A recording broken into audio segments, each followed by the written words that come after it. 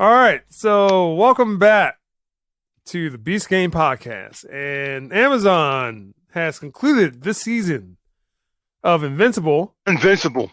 Yes, and, well, quite a treat. Quite a treat. We're going to start with the person that wishes Omni-Man was his real dad, Jay. Nah, hell no. Because he would beat the living shit out of me. No, hell no. No, James, you go along with that. Yeah, it's like, oh, you want to take over? Oh, yeah, I'll be down with that. Love you, Dad.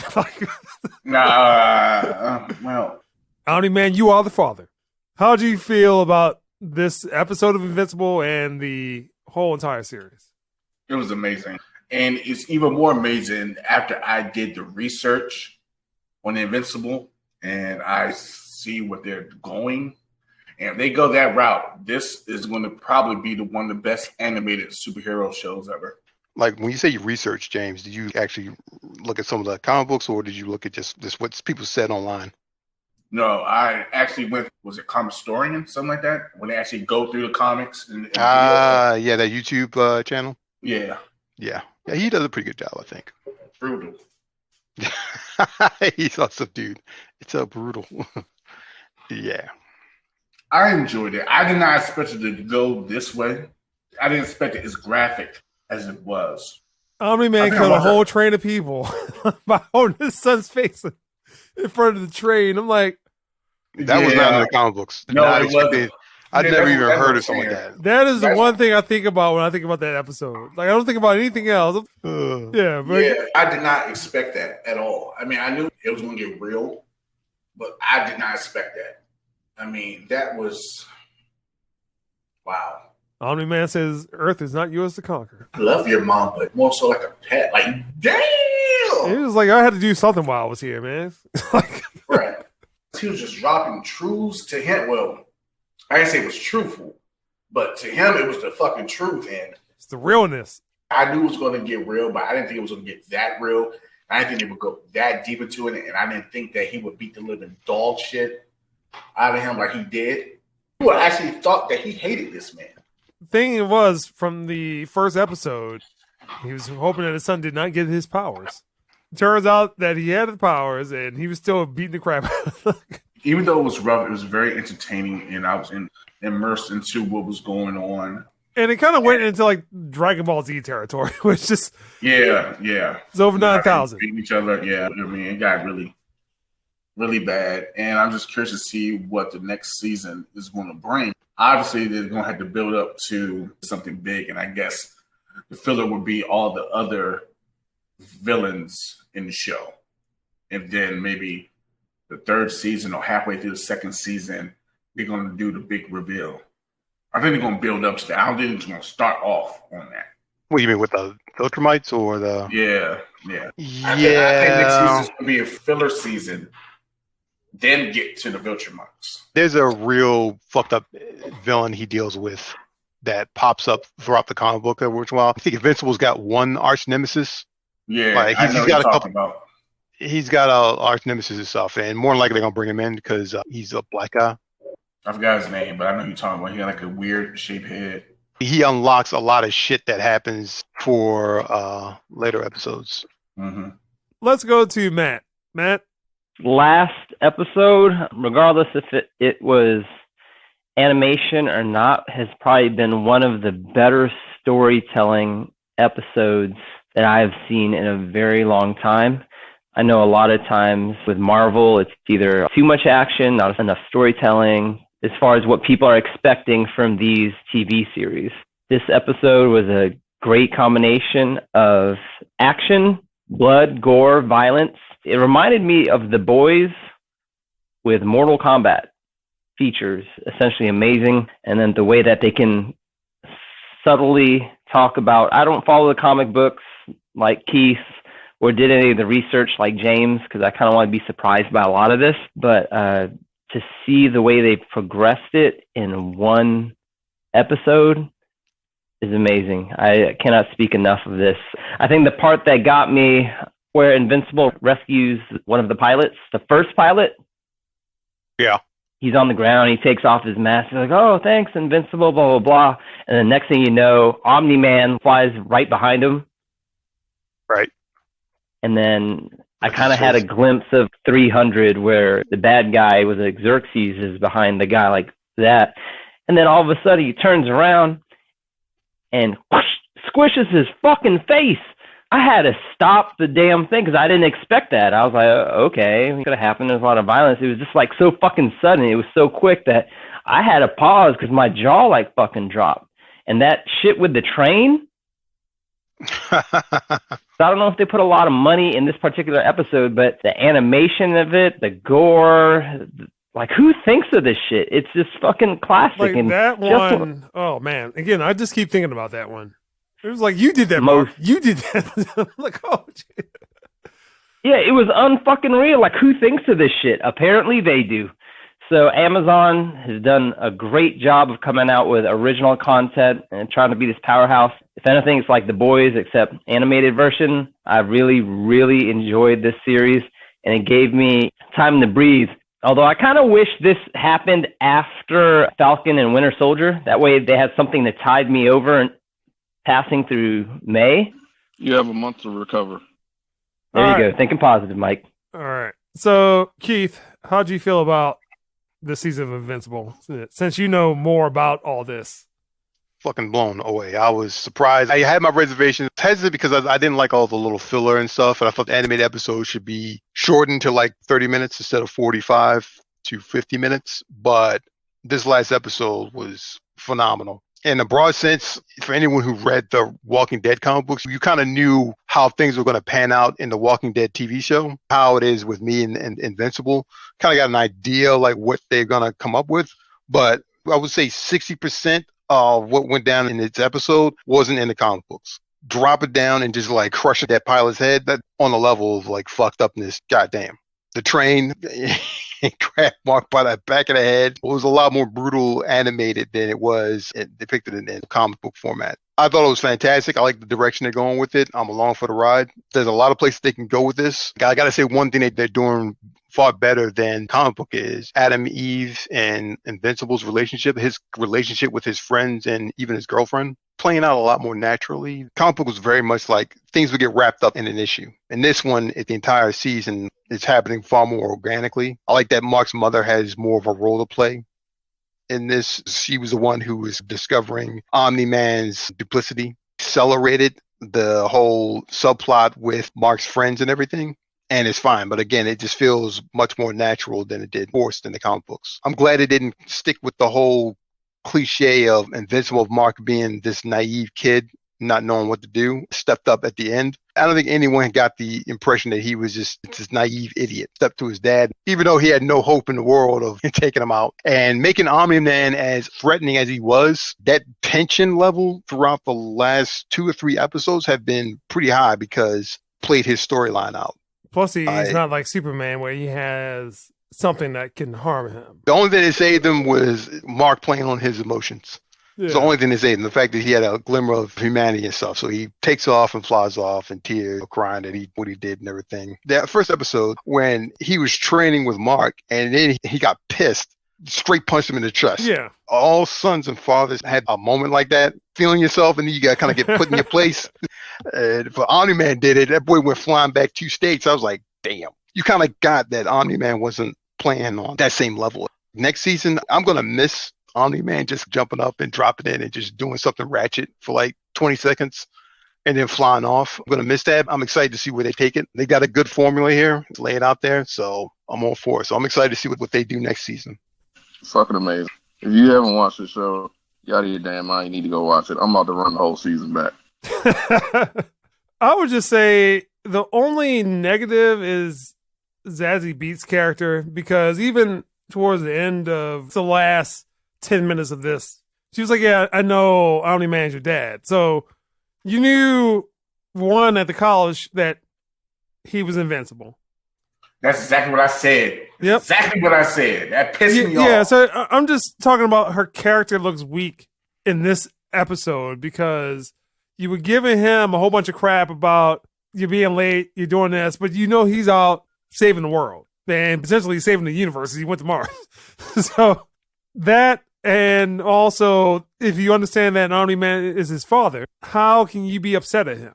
He's going through things you would never understand and trying to relate to you as a human being when he's not human, or at least partially human. Hail Vitramite, war comes. When the war comes, hail Vitramite. Yeah, I'm down with the Viltrumites. Yeah, I'm just straight up a pet right now, But Omni-Man is the embodiment of just terror and destruction. No remorse for anybody.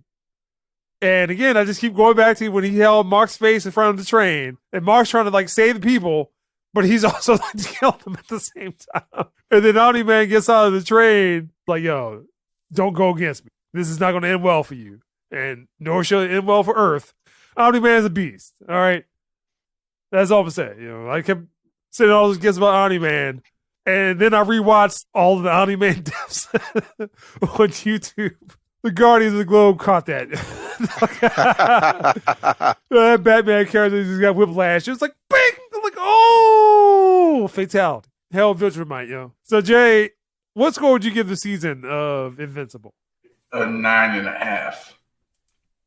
Like I said, I thoroughly enjoyed it. I am fully invested. I'm just curious to see what direction they're going to go. And if they go in the direction I think they're going to go, it's going to get even better, be more entertaining. It was a very adult superhero animated show. Yeah. Very adult, which is a super plus in my mind. Reminded me of DC animated movies. The animation was good. The voice acting was amazing. Yeah, I think it's the same studios. Oh, okay. So the voice acting was amazing. I mean, everything was good. The only thing that kind of held me back from giving it a 10 is because of something we mentioned earlier on one of the other earlier podcasts, was that sometimes they have a tendency to jump around, just all over the place at times. But they wrapped it up in a nice bow. But I'm just curious to see where it's going to go. All hell Omni, man. I'm with you. He would destroy Superman. I'm sorry. Yeah. Yeah, of course. Of course he would. Of course. And I love it. I don't know about that. He'll give Superman the business, Yeah, I don't know about that. Not the Krypton out of him.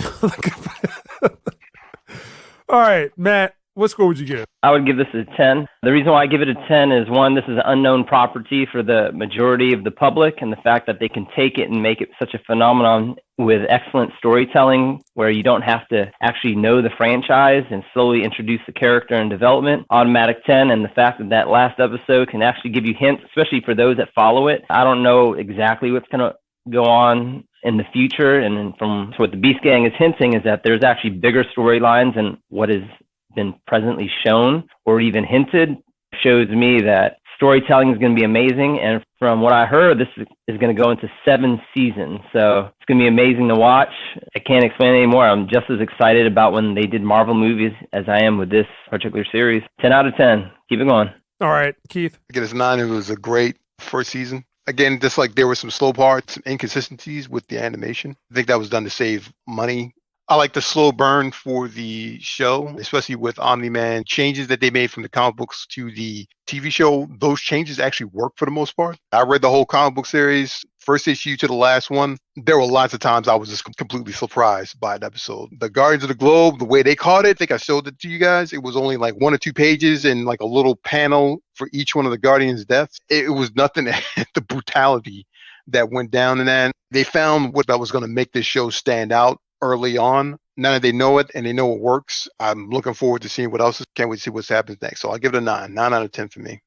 All right. Big Mike, score? 9.5. A couple of slow parts that I didn't like. Other than that, I thought it was a great show. And like everybody said, definitely looking forward to upcoming seasons. All right. And I'm going to give this a 9.5 also. And I was not expecting this much enjoyment out of this when I watched the first episode. And I think I talked to Keith after that one. This is good. Need to stick with it.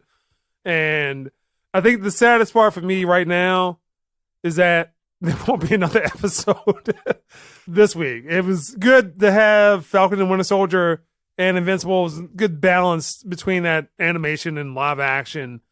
And now that since both of those are concluded for this season, it's a little sad right now that there's not anything else to fill in the gaps.